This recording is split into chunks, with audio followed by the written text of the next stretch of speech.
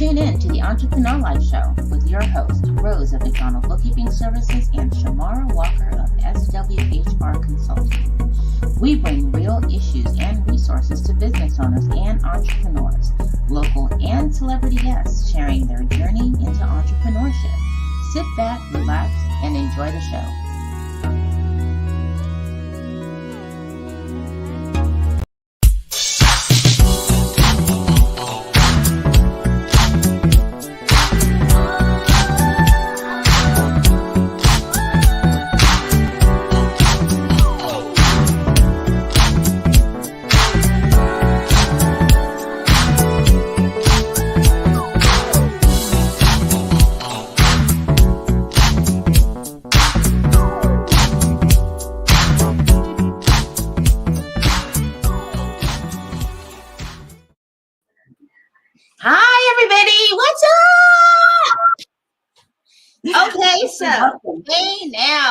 So we are here for another day in the life of an entrepreneur. Welcome back, listeners, followers, wherever you are listening from.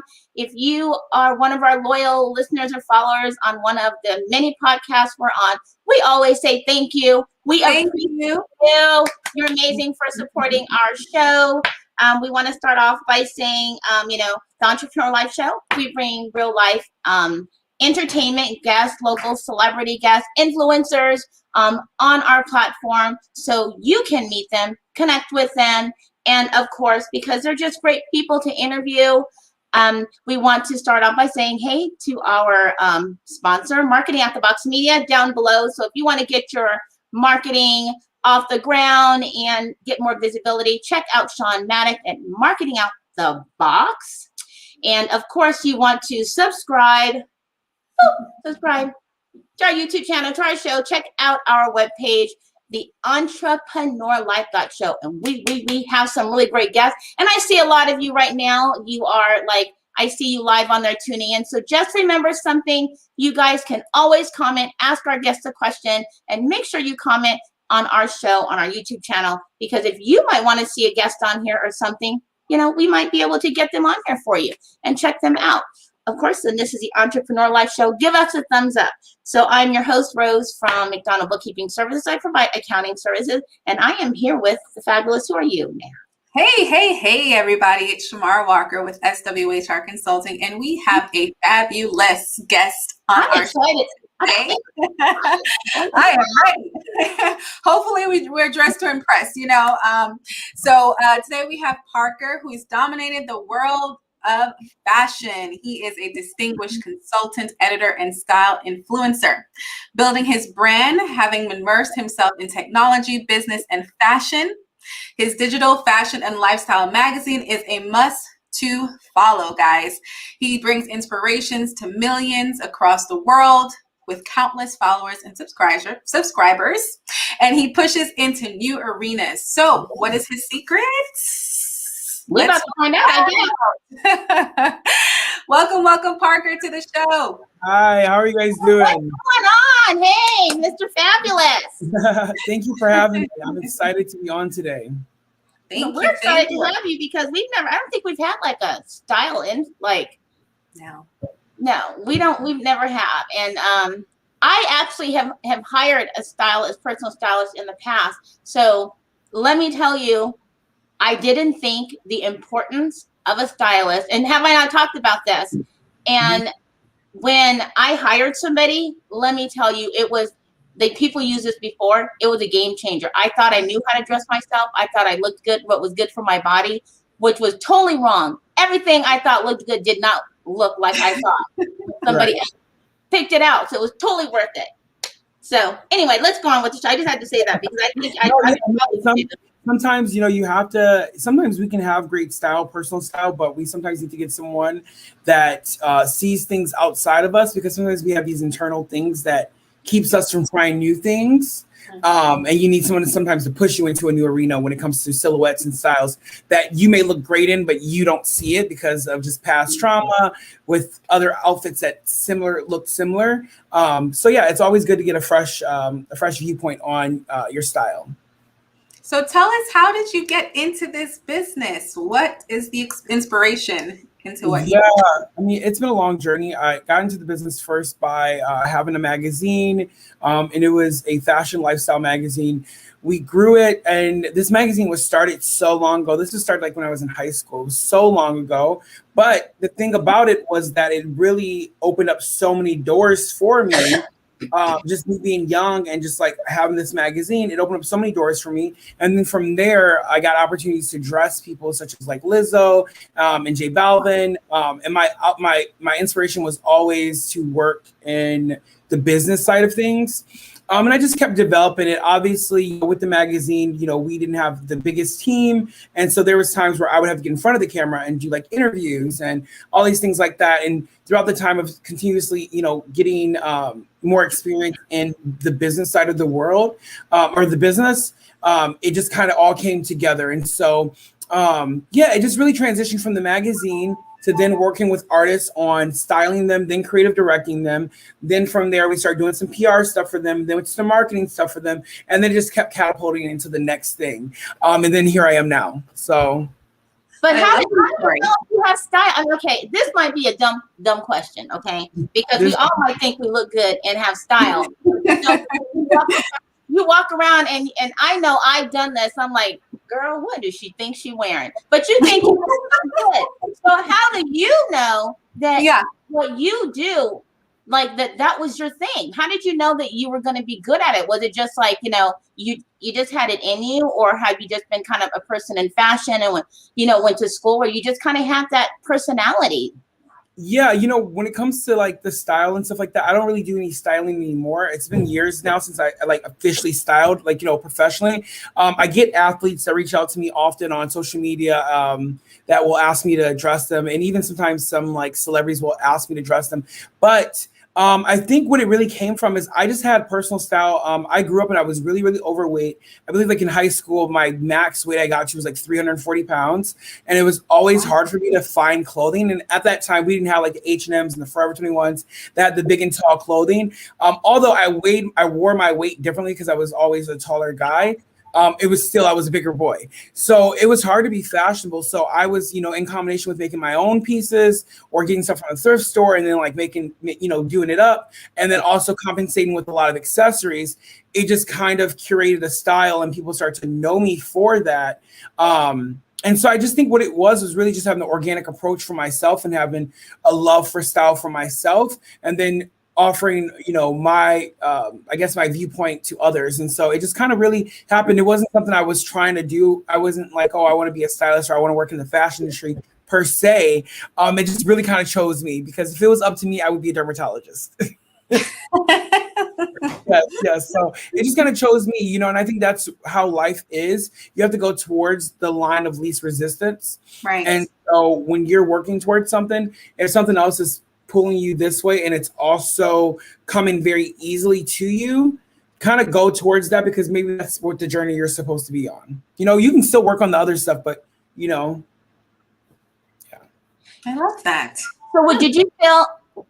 I want to know when you got your first, like, I'd say like celebrity, person where they were like, they came to you. What was that first encounter like? I mean, because I'm sure you had to be like, holy crap, like they see me, like, am I at that level, or did you feel intimidated? Like, to explain to us that experience, how that happened? Yeah, I mean, for all parts of the world, I would say, years ago, I feel like celebrities weren't as attainable as they are now.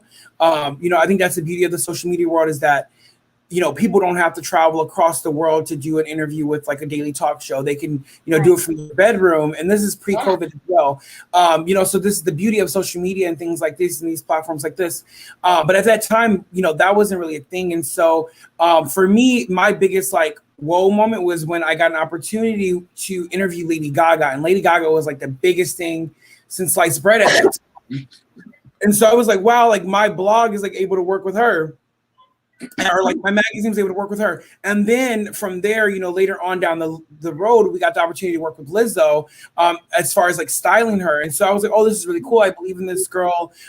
You know, I thought she had a really cool approach to the music. And then also us also being from Minneapolis, there was that Prince connection there as well. So I was like, this is pretty cool. And it was really humbling, you know, because even then when she wasn't a big star, I still saw that in her. And I knew that was what was next. And so it was still a humbling experience for me.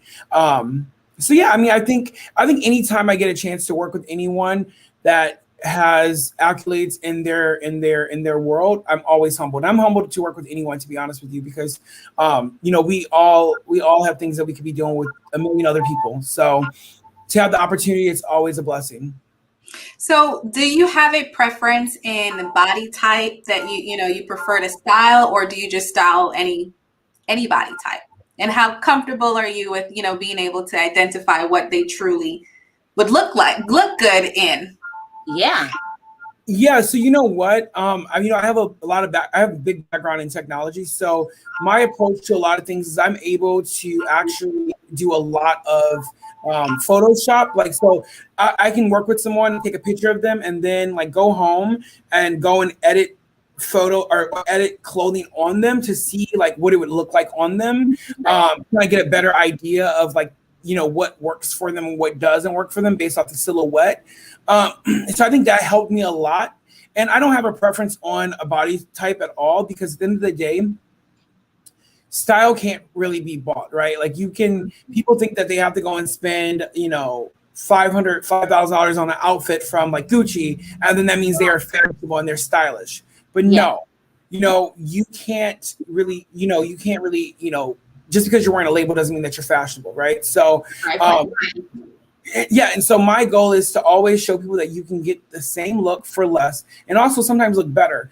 I've been to events before where I was wearing $100 suit from like Bachelor's formal wear, and I have outdressed men that were in $20,000 suits.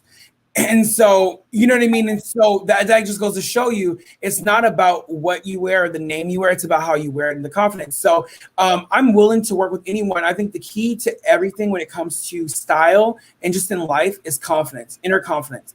Because if you're confident in what you're wearing, everyone else will be confident in what you're wearing, and that goes like, you can wear a sweater, a really oversized sweater that's flouncy and make you look a little homely, right? And you wearing that, you'll feel homely and look homely.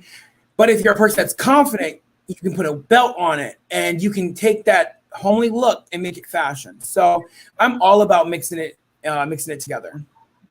So because you're an influencer, mm-hmm.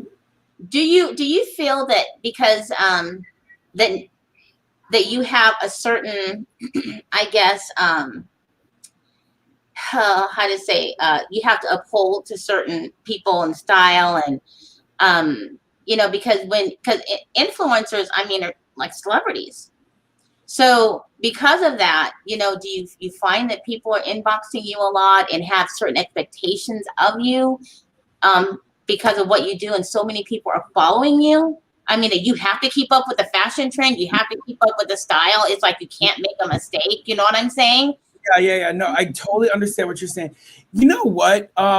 Luckily, I am in like a really good place as far as really having multiple irons in the fire. That I guess the influencer world of social media, I don't have to put so much into it as far as validation, I should say. And so I'm able to stay true to myself when it comes to style. And so that's a good thing. I do know for a fact that, with social media, especially for my social media directive, as far as like the lifestyle branding, you do need to get reposts, right? So lots of like other really cool blogs, they need to repost you. And so, yes, sometimes I will wear shoes from a bigger designer that's like a trendier streetwear brand at that time, just because that is a trend. A lot of people don't know this, but there are some big brands such as like Gucci that will, reach out to a lot of these smaller streetwear blogs that have between 5,000 and 500,000 followers, and they will essentially pay them to only for every, one post that they post, every 3 other posts need to be, or every 2 other posts need to be posts of Gucci's streetwear products. So it's not their content, but it's content that people are wearing the Gucci products. So now you as a consumer, you're seeing Gucci everywhere on all these different fashion blogs that you follow, and you're thinking they're just resharing the post, but they're actually essentially being paid to repost that content. Really?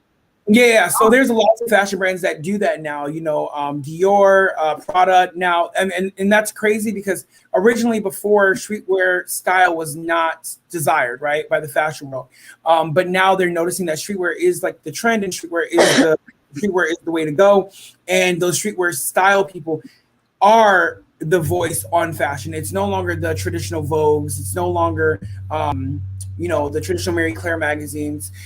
It's those streetwear bloggers that are the style people. So that's how it goes now. So yeah, sometimes I do have to play that game. Yeah. Just my content, moving in the world. But for the most part, no, I would say probably like 10 to 15% of it is playing that game.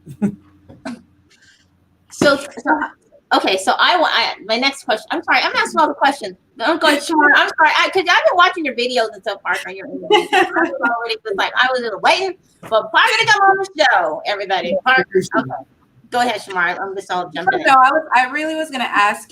What was your experience like on Out Loud with Claudia Jordan? It was really great. So it was a really great experience. I love the Out Loud team. I love the whole production, and I think it's a beautiful production set. Me being the person I am, I have ADHD, so it's very hard. It's very easy for me to be impromptu. But they changed my segment maybe like 2 minutes before I had one up. So initially I was supposed to kind of like walk down like a pillar and like highlight each product that I was talking about for I believe it was Father's Day shopping guide, or was it Christmas Day shopping guide? I forgot exactly what it was, but it was a shopping guide list of like Amazon products or whatever. And basically the way it was, since it was changed, the format of it was changed, it was just like so hard for me to go through it chronologically because I had went down the line, in practice. So I think that was great experience for me to continuously learn that, with TV and with live TV, especially, you always have to be willing and ready to change it up at any given moment. And so stay ready so you don't have to get ready, and I think right. Yeah, it was really great. And it's crazy because it's a very small world. Claudia Jordan, I actually met years ago at the BET Soul Train Awards in Vegas, and she was actually introduced to me by Eric Benet, which was so crazy because when I first moved to LA, the first month, I would say first 2 months, I moved to LA. I met someone on social media and they're like, "Hey, I love your style. Like, let's get together." We went out for a drink, and it was this really, really cool bar. And it was super duper fancy for me. I was like, "Oh, this is so cool." Me coming from the Midwest. It was so lavish. I was like, "Wow, this is so cool." And in that moment, I'm at the bar and I'm waiting to get a drink, and I'm waiting to get a drink, and Eric Benet was standing there as well. Oh, I was getting some water. I wasn't getting a drink. I was getting some water. Eric Benet was also there, and the lady was ignoring us, and there was not a lot of people of color at this bar. And so, we both joked with each other, like, this is why she's not giving us no attention. So it was a joke, and we just started having the conversation before I even realized who he was. And so we had like talked for like maybe 10 minutes. And I was like, why do you look so familiar? And then he was like, "Oh, like, I'm a singer, you may know me, da da da." And I was like, "Wait, okay." And then I was like, "Oh, yeah, it's Halle Berry's ex, whatever." But he was so horrible. Do you remember that's Halle Berry's ex? That's what I remember it. And he was such a good energy. And I just, I said to him, I said, "What's some advice you'd give me for, I just moved to LA. What's some advice you'd give me to kind of conquer the industry here?" And he gave me some great work. He just told me I have great work ethic and just show up and also just say yes to everything for the most part, as far as like opportunities, And so it was really great. And then for me to like a couple years later, for me then to have accomplished so much, and then to now see him at the BET Soul Train Awards after party and everything, which was like a very exclusive party. It was just so nice to see him there. And it's like, hey, we see each other 2 years ago. And here I am. I've come up in the ranks, and then he introduced me to Claudia Jordan, and then here now, maybe 3 years after that. So 3 years after that, now Claudia Jordan like has her show, and then I was on that. So it's a full circle world, I believe, and it's seeing how small the world is. Okay, so I want to go back to Lady Gaga only because Lady Gaga has, I think her sister or somebody was making all these somebody in these outfits. And so I'm like, I would have been like, how do you go from, because her stuff is, I mean, you can't even duplicate that stuff. So of course, when you start, networking with her, I mean, do you know like what do I do? Like, you know what I'm saying? Like, I mean, you have your own sense of style for her. But that I would have been like intimidated. Like, what do I make? Do I take a piece of meat and put it on a hat? Yeah. Because she's insane, right? No, so it's crazy because I didn't ever address her. I had just worked with her and did the interview with her. So we did the interview with her. And I creative directed the interview. I got to go on her tour bus and do the interview with her. It was a very, very humbling experience. And she had a spiritual guide at the time. I cannot remember his name anymore. I can't remember his name. Long hair guy. And I still have his number to this day. I don't know if it still works, but we stayed for like a year after that. And at that time, like shortly after I had launched my brand, actually, sent her some earrings and everything. I never saw her wear them. He told me she wore them. I never saw them, but it was a full circle moment. I feel like I was very intimidated because Lady Gaga at that time in her career was not an approachable Lady Gaga. Yeah. It was very, she was doing the big contacts, the blacked out contacts. Yeah. She was in the wigs, the meat dresses, all that. I was very intimidated. I was very, very intimidated. I was like, okay, this is either gonna be really great or really weird. And so it was great to be around people and also to see people in their natural, right? Because there's so many people that I've met or have worked with that I feel like I had an idea of them in my head. And once I met them in real life and we, had dialogue or we were around each other for enough hours, I was like, okay, my impression of them based off what I've seen online or what I've seen in movies is not the same. And sometimes it's for the better and sometimes for the worse. You just never know. But I'm at the place now where I never want to meet anyone that I actually love as far as Hollywood. So if like some of my, for example, I love Viola Davis and I love Kerry Washington. I've never met any of those women. I love Angelina Jolie. Never met any of those women, but in my mind, they're like perfect. They can't do any wrong. Yeah. And so I never want to meet them. I want the idea of them in my head to say that idea. Yeah.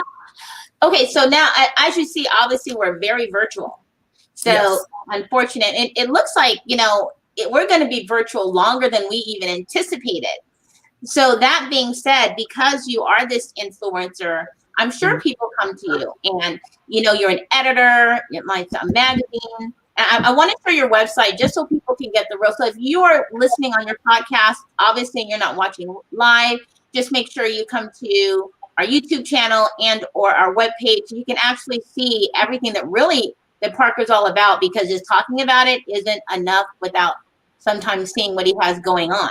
So I'm going to share that. But because we're virtual, how are you able to still help people? Because I'm sure, you have to kind of make that change. People have made that virtual change now. You know what I'm saying? Yeah, it's really crazy because I feel like right now I am completely, virtual, and for the most part, I love this because I do sometimes do a lot of meetings in person. And I'm sometimes like, okay, you know what? This could have actually been done online. Like, what's been great about this is that. Hold on, guys. We're just having a little bit of, so we're all gonna freeze frame. We lost him for a minute. He will be back. Don't worry, guys. It's probably just internet. So anyway, thank you guys. Don't go anywhere. We are here with Parker Excel, stylist, influencer, editor, working with the best in the industry. So we want you guys to check out the show, listen, make sure you stay tuned. It looks like he's just having some connection problem with the internet. And so he is a really great resource for style and fashion. We have his website up right now. And of course, as I said, he's a stylist, editor, influencer. He's been in magazines, he's in print. He's worked with some of the best celebrities. He can work with you. So just because he's worked with celebrities does not mean that he cannot work with you. And of course, as I said, I've had a personal stylist, so I know the importance of it. So there he is. So we were just talking. When you froze, we froze. So okay. So just take a look at Parker and what he does. Don't go away just yet. I've been actually following him and looking at some of the interviews he's been in with the people that he's helped. Of course, like he said, he's connected with many different people in the industry. So of course, we all want to hear his story. This is Parker here. And of course, he's just so stylish. I'm jealous right now, kind of actually, because I've been following. I'm sorry. Oh, he's back. Sorry. I was one of the people stalking your little interviews and Instagram. Sorry, yeah. If I was on the other team, I'd be like, hello to the guy up on the top, but I'm on the other team, so he's still cute. He's cute. Okay, so let's go back. So I want to talk about, your whole website and how actually, everything that you're doing a lot. You have a lot going on, Parker. Yeah, it's so hard. I mean, I stay busy. I really stay busy. So I actually own a marketing and branding agency. We do 360 marketing and branding, and I actually help other people start their brands up. So I stay so busy. And that's why I don't, do styling anymore or anything like that. I do still style, obviously, for shoots for the magazine, like FOM magazine, which, is my magazine in my Parker Excel site. When we do original content, I style for those, but you can't really book me to style anymore.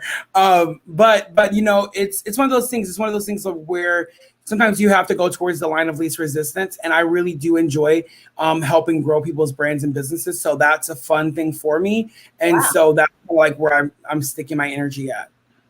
So in regards to, you say that you live in LA currently, right? Correct. Right.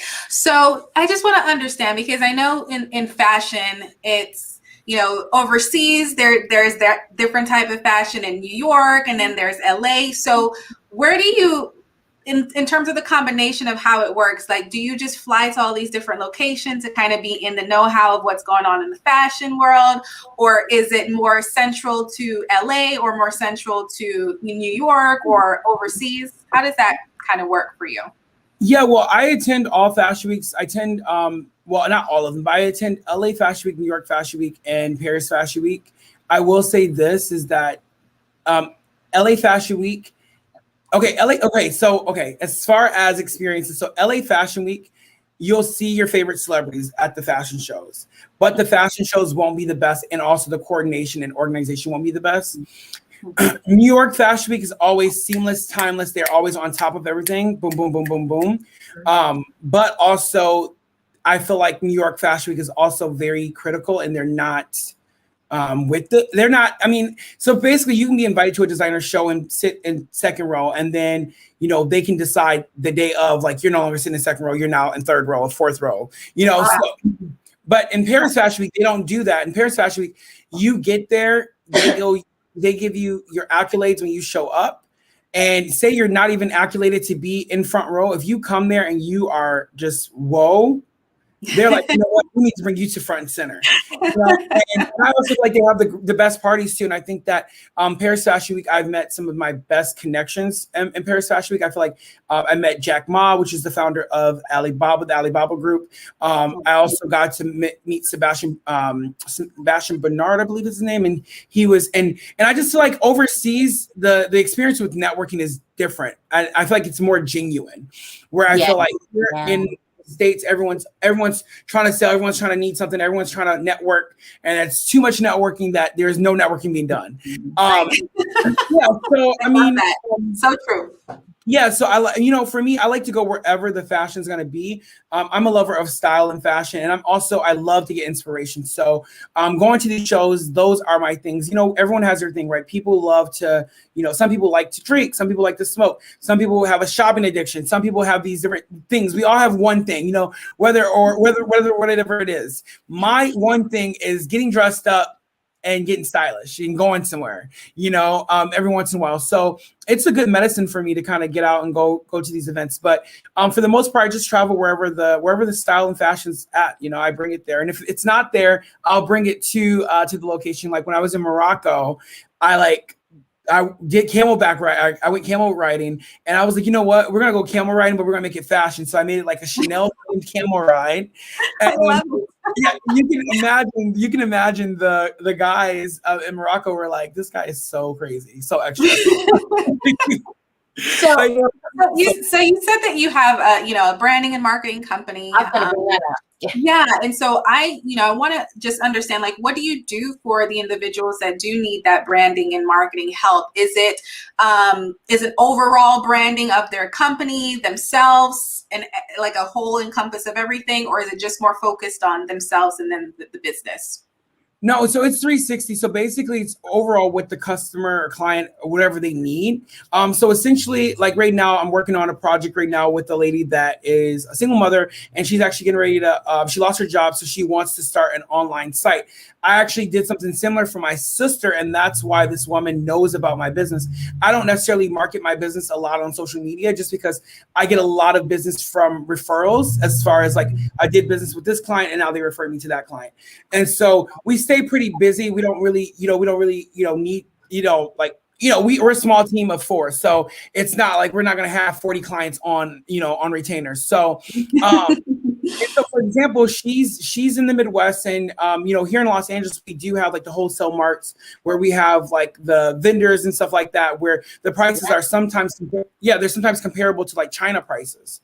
So a lot of import warehouses. And so she wants to start a lingerie website where she's selling lingerie goodies and things like that. So right now for her project, what we're doing is we're doing her website, we're doing her logo, I'm doing her vendor research. So I'm physically going out to all these places, doing the vendor research based off the items that she says she wants to sell, getting together the best prices, the best places to go to, and then she'll be able to do that order, and then she can keep that relationship with them going forward and just do the orders directly, and they will ship it to her. And then also, so we're doing her website, and so that's like an example. Another project I'm getting ready to work on right now is a dating app. For that project, I am just doing the marketing and the creative behind the concept for the dating app experience.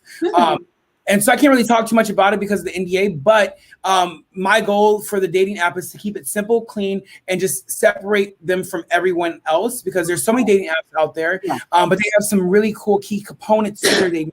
And I really want to take that and make it fun and funny as well, because I think for me, at least, I love commercials that don't tell me much of what they're selling, but get me to laugh, get me interest, and then they say abc.com. And then it's like, okay, I saw that commercial. What does that mean exactly? Like, for example, I think Glossier, I think they do a great job with their marketing campaigns. Like my mother has followed Glossier's website, their commercials multiple times. And she's like, what is this Glossier company? Are they selling makeup? What do they sell? Exactly, because there is more of a subtle beauty approach, but they don't do a lot. They'll just do a girl like walking, and it's just like material, and you just see her face, and she's just this. You don't see her doing the lips, and then it just flips and it says glossier.com. So I think people are tired of it. Intrigues you to look. Exactly. People are tired of the traditional, like, oh, this water is amazing. You know why it's amazing? Because I'm Terry Crews, and I'm telling you to go and purchase this water because it's amazing. Tired of that, and when they see it, they just tune out. They tune out. Right. Yeah.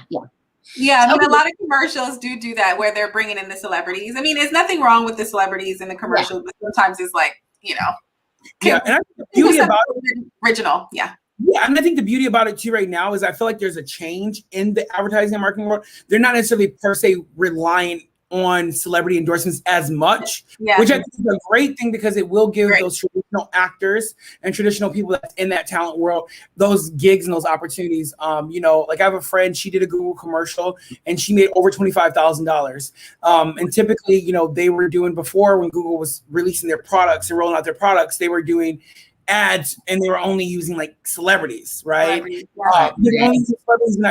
Amazon just released an ad with Michael B. Jordan, which I thought was great. He probably made $10-15 million from that commercial.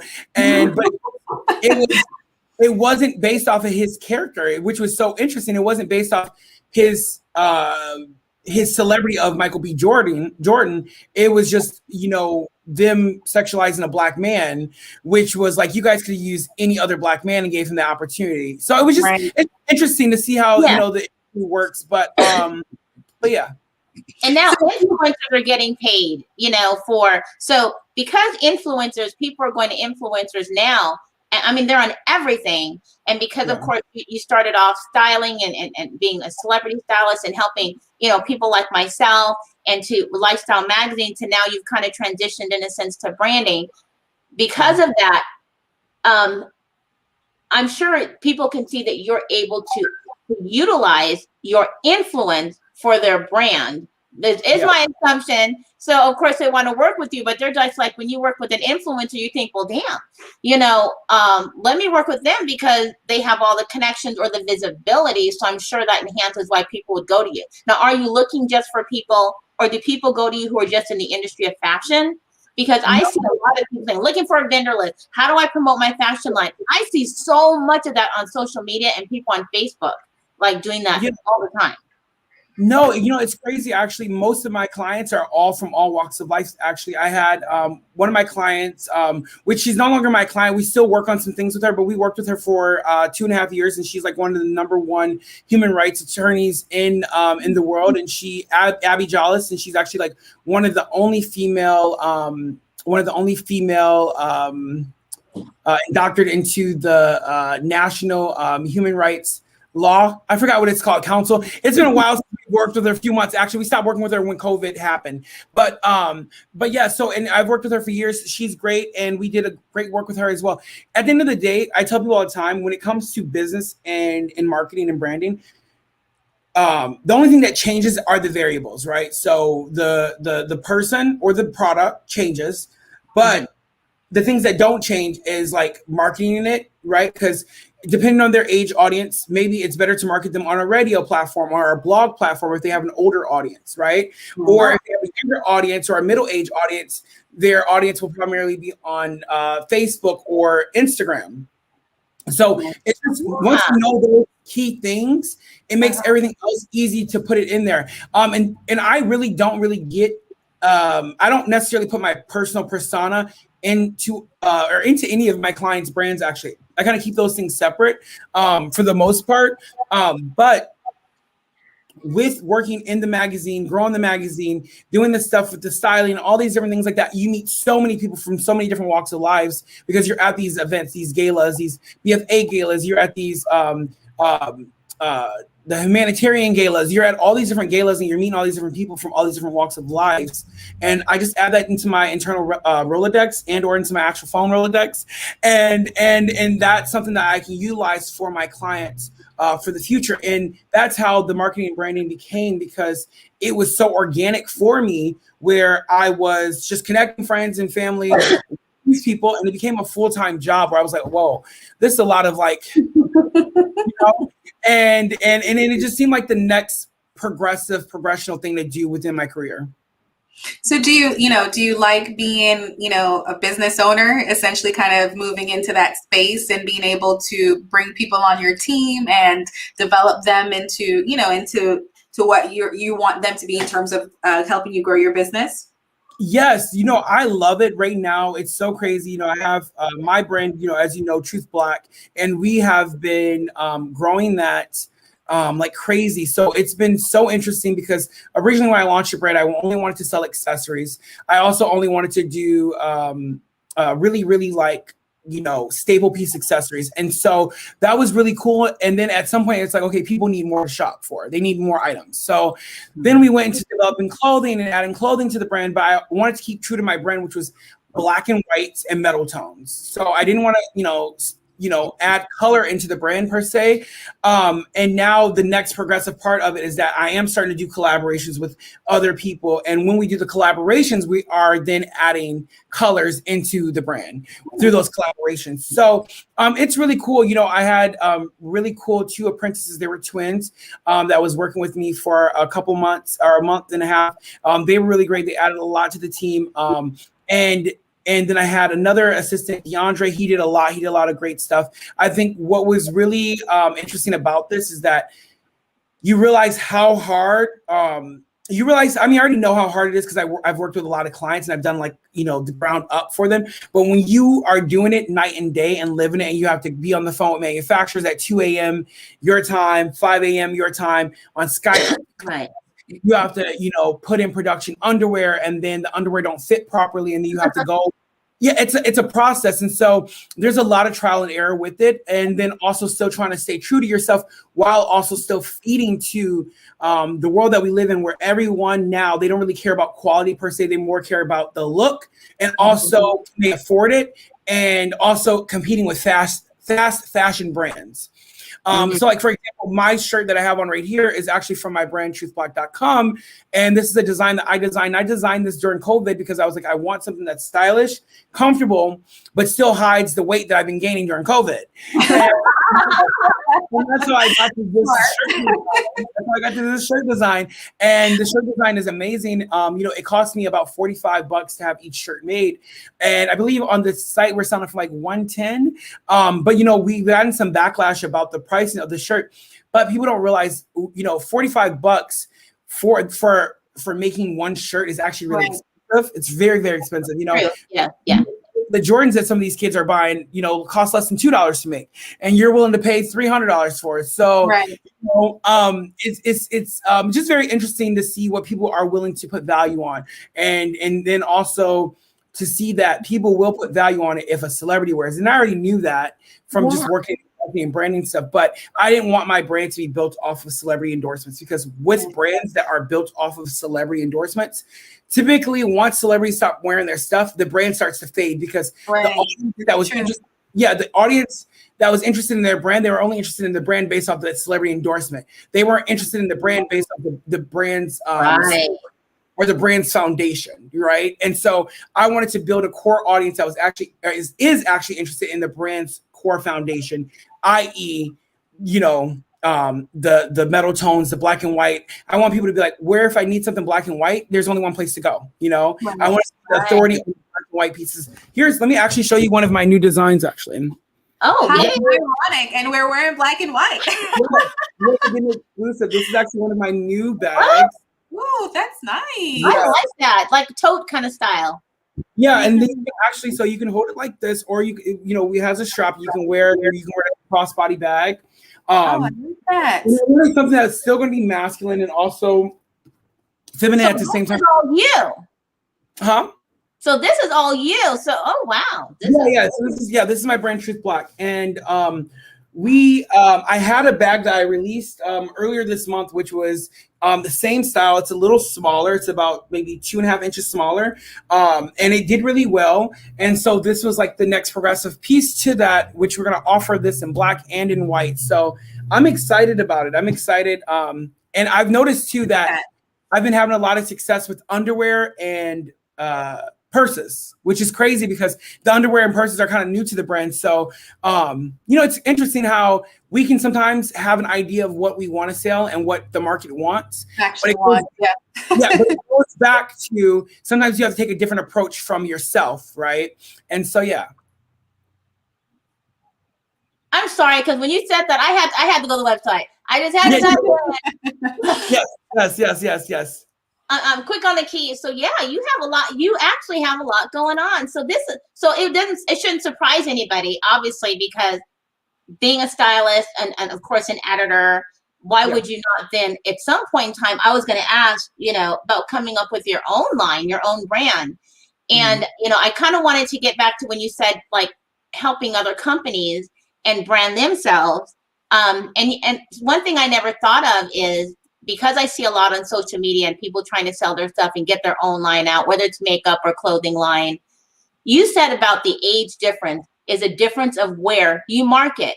And I have never heard anyone say anything about looking at that age demographic. And, more people, you are right, are listening to the radio at an older age versus on the internet. Like me at 54, I'm on social media, but I'm not like, I don't have time going through.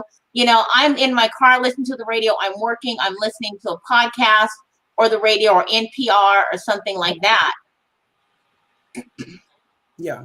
Yeah, I don't think anybody has ever, like even from any marketing people that we've ever, had on the show or listened to, haven't really spelled it out that way. And that's such an interesting concept. Yeah, you have to go where your audience is. And I also think too, when it comes to marketing, I think another key thing that a lot of people, which right now we can't really do because we are in a pandemic. Oh, I love that.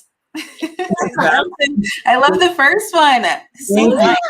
Yes, the Parker Mini.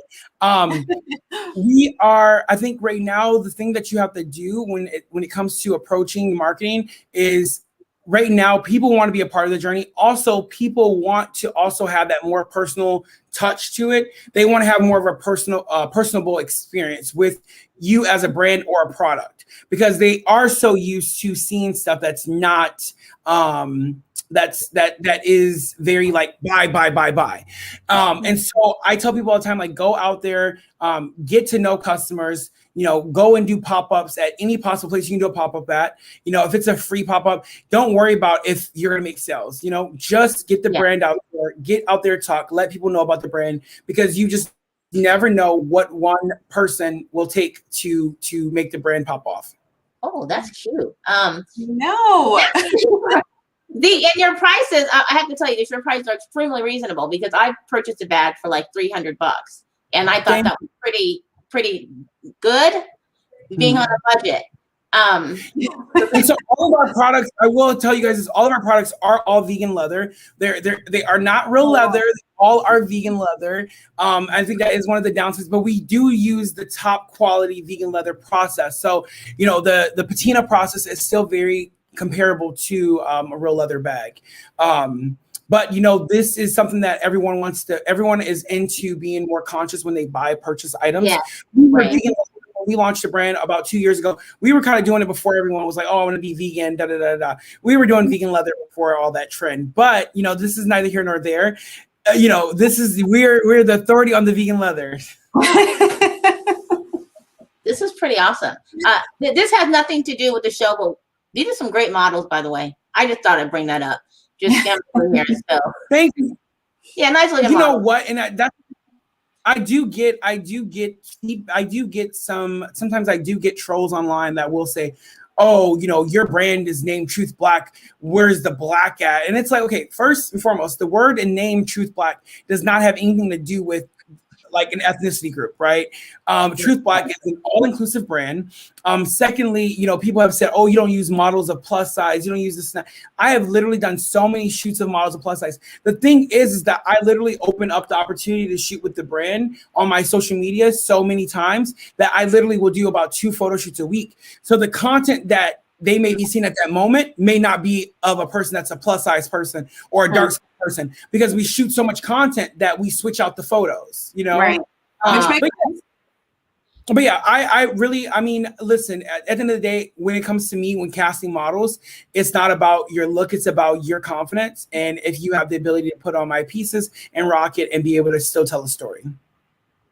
Wow, this is nice. Okay. Yeah, you guys have to check out this website. So for those who are listening and can't see it, I mean, it did some really great stuff on here. We're not trying to sell this product, but it's some good stuff. And just come check out the models, if anything. The clothes. Go to the clothes real quick. Let them see the clothing. Let them see the clothing. And I'll let you go back, because all of our clothing is all unisex. Ooh. Oh, wow. And this is Truth Black, TRUTH Black. Truth Black, people, just to make sure you get that. Where did you come up with that name? What inspired you to come up with that name? I know it's an all-inclusive. Yeah. Yeah, I really wanted to come up with. I wanted to really use black and put the word black in the brand, just because the aesthetic of the brand was going to be black and white, essentially, as far as colors. And so I was like, okay, I wanted to put the word black in there, and all the words of black, the brand names are taken away, and are already in use. And I always know I want to be truthful to myself. So I was like, you know what, I'm going to name it Truth Black. And, even my marketing brand is True to Brand. So when we brand people, it's truetobrand.com. When we brand people, we're branding them based off the truth of their brand. So I think it's off of like internal things, but yeah. This is And men can wear pink. This is really not. Oh wow! Look at that. Look at the undergarments. They're so sexy and comfortable looking. Yes, thank you. Yeah, I just, like I said, I want staple pieces that are simple, effortless, and a staple. You know, like this top right here, you can actually, oh, you can't see me putting on it, but you can actually wear the top with the girl on the shoulder. You can wear that 3 different ways. Cute. Yeah, I love the white one. Is it the white one? Yeah, it's cute. Yeah. So that's what I'm all about. I'm all about versatility when it comes to style. Even my long do-rags, you know, we sell a lot of those. They're about 48 inches long. You can wrap that up into a turban as well. You know, so with my pieces, I try to always have it so it's versatile and that it's you know, wearable in multiple different ways. So can you tell me how you came about with the whole your own brand, your own line? I mean, how long did that take? Because let me tell you, many of us see stuff on these runways, and I'm like, who in the hell is gonna wear that? What is that? You know, some of this is so outrageous. So, and of course, you have more experience. You know what happened when these people come out with these designs, like, you know. So, when you look at those, like, is that just for show? I was gonna say the same thing. Is that for just for the show? Because I'm like, ain't nobody gonna wear that in real life. Yes. So when it comes to fashion shows and fashion editorials, usually what they do is they combine a lot of the pieces together, right? And no customer is going to buy the outfit all together. So they try to basically, when they do a fashion show, it's literally fashion shows, real fashion shows at New York Fashion Week are 40 seconds, a minute at the most, right? Because they're on the boom, boom, boom, boom, boom. Model goes out, zipper, designer claps, next designer. And so what they want is like, hey, I have this 45-minute commercial, essentially, right? I have this 45-minute commercial, and I've spent, you know, whatever designer it is, a bigger designer, smaller designer, I've spent thousands of dollars producing these samples. I've spent thousands of dollars on models. I spent thousands of dollars on this venue. I'm going to show you as much things as I can show you at once. And hopefully one of these pieces speak to you where you're like, oh, I wouldn't wear that skirt, but I would buy that jacket. Right. But this girl's jacket, scarf, you know, so they're trying to, you know, showcase it in that way. But then there is brands such as Rick Owens and even Gucci that does do things for shock value. Like, you know, Rick Owens, they've done in their fashion shows where they'll have men in dresses, but then they'll have the men with no underwear on. And then the dress will be like a high-low. And that's going to get a lot of press because people are going to be like, oh my God, like Rick Owens had these models go down the runway with their crotches out. Like, you know, so but it works. As long as they're talking about you, they're talking about you. And, you know, the more people talk about you, other people are like, oh, this designer, Rick Owens, I don't know that designer, but let me Google what people are talking about. And then now they have you at their website, right? Yeah. You won't see that dress, but you'll see all these other items that are ready to wear. And now they have you in, and you're like, oh, wow, I really like this sweater, you know, and you're going to purchase it. So it's all about shock value for the most part, but it's also them trying to utilize their time that they have on that runway. Was there at any point in your, you know, career that you've had anyone kind of, you know, made you feel like this wasn't something that's possible for you to do because of, you know, what you said in terms of your past and, you know, developing your own style because of your weight, and now that you're here, do you have those people like, oh, you actually made it? Yeah, I mean, there's been so many people that have doubted me, you know, over my journey of just, I would say, of success. And every day I feel like I redefine success because I'm constantly redefining what success means to me. You know, what success meant to me 5 years ago is not the same thing that success means to me today. So I think overall, I'm in a very good place as far as accomplishments and being able to be able to sustain my life with my talents.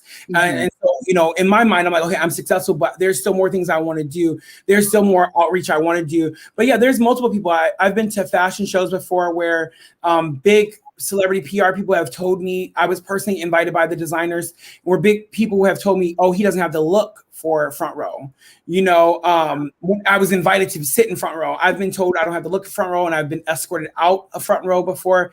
I've been to events, like big industry events where, you know, they would have like Getty come there, and the PR would have Getty come and take pictures of everyone but me because I didn't fit their aesthetic of like, you know, a skinny boy or a thinner boy with the abs and, you know, and that whole aesthetic. So yeah, there's lots of people that have doubted me throughout the journey. But one thing that no one can take away from you is your work ethic and also your talent. And as long as you keep that going, you will always get work and you will work up to the top. But it's the moment you stop believing in yourself and you let those people bring you down that you won't be successful. I remember when I first moved to LA, you know, we had just launched our marketing branding company and client work was really sparse. And I was like, okay, I need some client work. And I had just signed up for an opportunity to style for Nordstrom Haute Look Studios. And to be like an on-call stylist, right? To do their e-commerce stuff. And I was like, okay, I'm going to just do this on the side just to make extra income, whatever.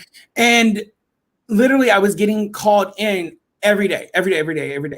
And I wasn't on payroll. I was freelance. So there was people that were part-time stylists that were on payroll, like through the actual company that weren't freelance, that were like, well, why do you keep booking Parker? Like what they said this to the booking guy. They were like, well, why do you keep booking Parker? Like he's new and plus, why do you keep booking him? I've been working here for years and I'm part-time and I'm trying to get more hours, blah, blah, blah, blah. And he was like, you know what?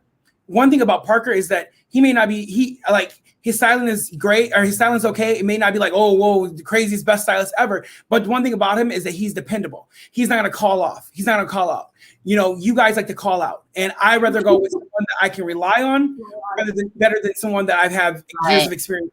And that goes to show you that it's not about necessarily your talent. We all know people that are not the most talented people, but they're so far in life, right? And we're like, what is that singer? Why is she up here when the girl at my local church can out-sing her any given day? Right. But back to her, that girl may not have that confidence in herself that's at your local church, right?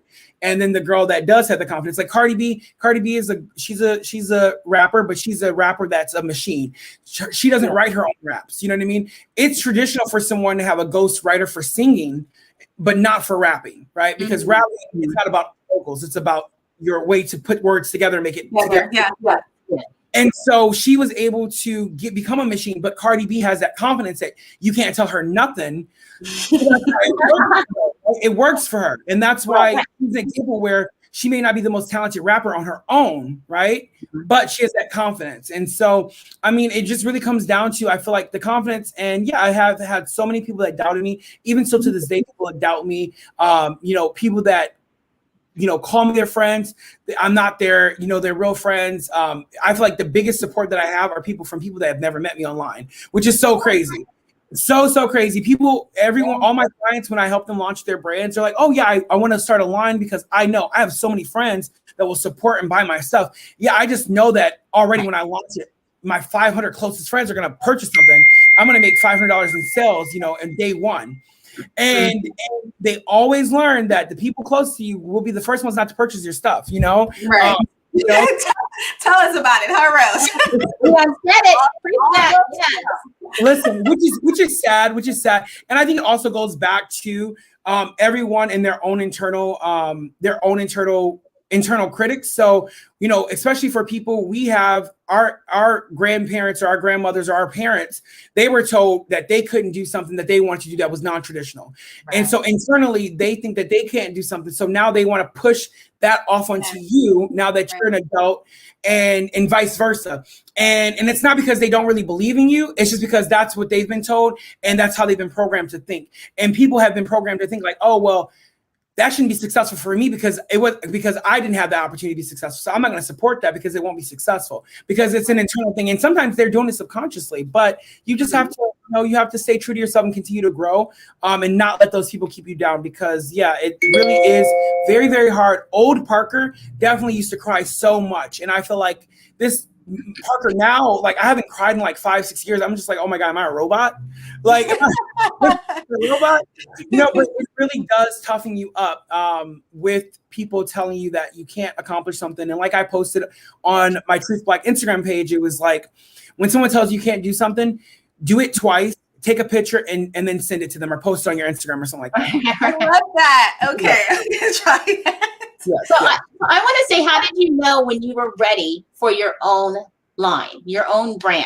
because obviously you were wearing other people's for so many years, dressing other people and other people's brand for so many years, then transitioning, of course, to the side of helping people using your knowledge, your skill, your connection to other people to get their brand out there. And now you're finally like, okay, it's like people who you hear write for people in music and you never know, then all of a sudden, and then it's like, oh, that's been you all that time, and they come out with the song. You know what I'm saying? You know, I think it was just a natural, organic transition. I tell people all the time, when it comes to branding yourself or selling a product, go towards whatever people compliment you on the most, or whatever people reach out to you for the most. Make that a source of income. You know, turn that into your source of income. So let's say you're someone that, you know, you're at work and you do, you know, when you guys have your little potlucks and you make a cake, and everyone loves your cake at that potluck. And then, you know, every once in a while they'll say, hey, you know, Susan, can I give you $20 to make me one of those cakes? You know, I'm having family in town. Then that's like, oh, you know what? There's a couple people that have asked me to make cakes, so maybe my cakes might actually be good. Maybe I should make this a side business. And I think you really have to kind of take that and really go with it. When I go somewhere, anytime I go somewhere, which a lot of people would never guess this about me, I'm actually more of a tech nerd than I am a fashionista. Like, I check more tech blogs and like the newest technology than I do like fashion blogs, like the newest runway shows. I've always been a techie. Like, I know how to code websites. Like, I've always been a tech person, but a lot of people don't see that, right? This is what they're seeing. They're seeing, you know, they're seeing the style. And so that's what they come to me at. They're like, oh, you're a stylist, or, oh, can you dress me? Or, oh, what's a good fashion place? So it's like, okay, you know what? Let me harness that in. And this is something I've worked in. I've been the voice on this. I've written in multiple magazines, talking on fashion and style or lifestyle tips, you know, make money from it. And that's why, you know, I started my lifestyle brand, which is, you know, I have my candles, my clothing, you know, all of that in the brand. And it really just was an organic transition. I think if you're known for something really, really, I hate to say exploit it, but exploit it, you know, because there's people like, for example, there's a guy on social media. He's known for, like, he was heavier at one point in life. And then he, you know, he tells everyone he went and worked out like crazy to lose all this weight. And now he sells waist trainers, but, you know, he has like this huge butt and like this really, really tiny waist and really, really flat stomach. And he's selling waist trainers, and it's just not a natural body per se. And I don't care who you are. No one's going to get those type of results in a year or 2 years. You know, I don't care if you work out every day. It's just not natural results. But his audience believes it, and that's great. He's selling hundreds of thousands of dollars of waist trainers every year. So it's working for him because people know him for his tiny waist now. So he's taking that and essentially exploiting it. But, you know, you take whatever people know you for. So. Well, Parker, thank you so much for being a part of our show today. You have shared such great information about fashion and just from a business standpoint as well, and just marketing overall. So I think, you know, hopefully people out there who are listening got that, you know, little nugget about understanding your demographic and where you should really be targeting in terms of social media to market to those individuals. Yeah, I mean, I want you to tell us a little bit about how they can find you, reach out to you. In regards to, you.